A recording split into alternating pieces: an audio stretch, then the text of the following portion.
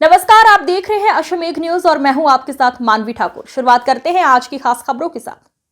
Congress party ने आज पूरे देश भर में गृह मंत्री अमित शाह द्वारा बाबा साहेब अंबेडकर पर दिए गए बयान को लेकर हल्ला बोल दिया है।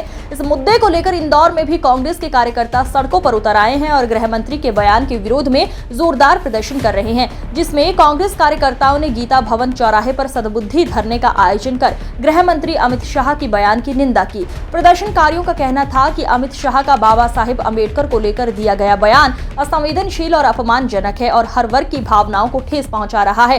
कांग्रेस कार्यकर्ताओं ने इस विरोध प्रदर्शन में कहा कि बाबा साहेब अंबेडकर के योगदान को नकारा नहीं जा सकता और उनके प्रति इस तरह के बयान अति दुर्भाग्यपूर्ण है। कार्यकर्ताओं ने गृह मंत्री से इस बयान को लेकर माफी मांगने को भी कहा। जिस तरीके से जो टिप्पणी की गई है कांग्रेस विरोध करने क्या मान रखती है? देखिए, पूरा देश देख रहा है किस तरीके से भाजपा की कथनी और करनी में अंतर है।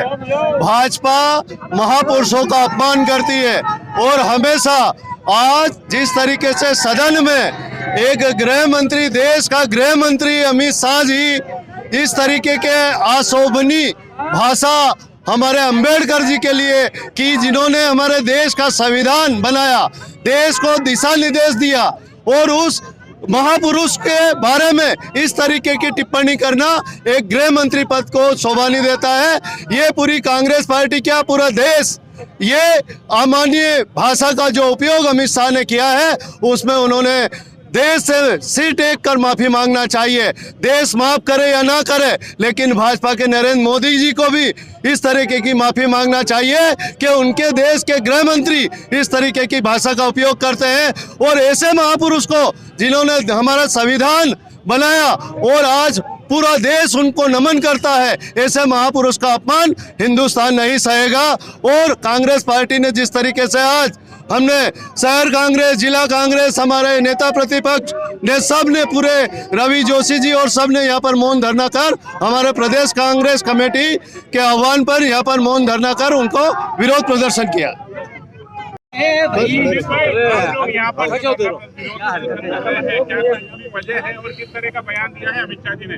देखिए, देश के सर्वोच्च संसदीय स्थान पर लोकसभा में जिस तरह से बाबा साहब भीमराव अंबेडकर जी का अपमान अमित शाह जी ने किया है, पूरा देश आज उनका विरोध कर रहा है। कांग्रेस पार्टी पूरे देश में अमित शाह जी का इस्तीफा मांग रही है। इतनी असंसदीय भाषा, इस देश के जननायक हैं बाबा साहब, जो संविधान के रचयिता हैं, हम सबके आदरणीय हैं और पूरा देश और पूरा विश्व उन पर मान करता है। उस व्यक्ति के लिए इतनी घिनौनी टिप्पणी करना अमित शाह जी के लिए एक निचले स्तर की बात की गई कि बाबा साहब, अरे जो है उनको मानना पड़ेगा। वो आज़ादी के जननायक हैं, हमारा जो संविधान है उसको बनाने वाले वो व्यक्ति हैं, उनका अपमान किया है। पूरी कांग्रेस पार्टी आज पूरे समूचे देश में उनका विरोध कर रही है और उनका इस्तीफा मांग रही है। पिंटू भैया, देश के गृह मंत्री के द्वारा जिस तरीके से टिप्पणी की गई है उसका विरोध प्रदर्शन कांग्रेस ने आज किया है, क्या कुछ मांग करती है कांग्रेस? देखिए कि भारतीय जनता पार्टी का ये मूल स्वभाव है कि अगर कोई हमारे जितने ऐसे क्रांतिकारी जिन्होंने देश को आज़ाद कराया, वो चाहे गांधी जी हो, चाहे नेहरू जी हो, या बाबा साहब भीमराव अंबेडकर, जिनने हमें देश में जीने का, रहने का, खाने का अधिकार से लेकर सारी चीज़ें दी। आज हमारे देश ही नहीं, पूरे विश्व भर में बाबा साहब का नाम अपने आप में एक बहुत बड़ी हस्ती है।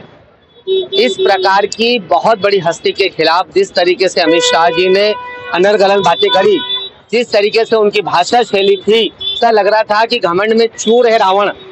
तो घमंड तो राजा रावण का नहीं बचा, तो ये तो छोटे छोटे इनके त्यादे हैं।